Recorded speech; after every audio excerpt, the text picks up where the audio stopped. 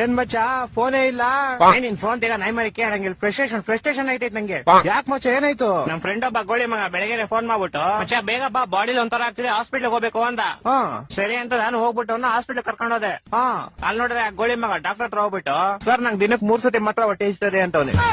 ಯಾವ ಎಲ್ಲ ಆಮೇಲೆ ಅದೀಗ ಡಾಕ್ಟ್ರು ಅದೆಲ್ಲರಿಗೂ ಆಗುತ್ತಪ್ಪ ಅದ್ ಬಿಟ್ಟು ಬೇರೆ ಏನಾದ್ರು ಪ್ರಾಬ್ಲಮ್ ಇದ್ರೆ ಹೇಳು ಅಂದ. ಅದಕ್ಕೆ ಈ ಗೋಳಿ ಮಗ ಸರ್ ನಂಗೆ ಬರೀ ನೈಟ್ ಮಾತ್ರ ನಿದ್ದೆ ಬರುತ್ತೆ ಅಂತವನೆ.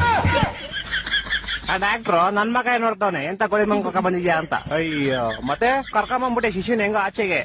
ಆಚೆ ಬಂದ್ಬಿಟ್ಟು ಶಿಶು ಹಾಸ್ಪಿಟ್ಲ್ ಎಲ್ಲ ಫುಲ್ ನೋಡ್ಬಿಟ್ಟು ಮಚ್ಚ ಈ ಹಾಸ್ಪಿಟ್ಲ್ ನಂಗೆ ತುಂಬಾ ಸ್ಪೆಷಲ್ ಅಂದ. ಏನ ಸ್ಪೆಷಲ್ ಅಂದ್ರೆ ಮಜಾ ಈ ಹಾಸ್ಪಿಟಲ್ ಹುಟ್ಟಿದ್ದು ಅಂದ. ಅದ್ರಲ್ಲಿ ಸ್ಪೆಷಲ್ ಐತಂತೆ.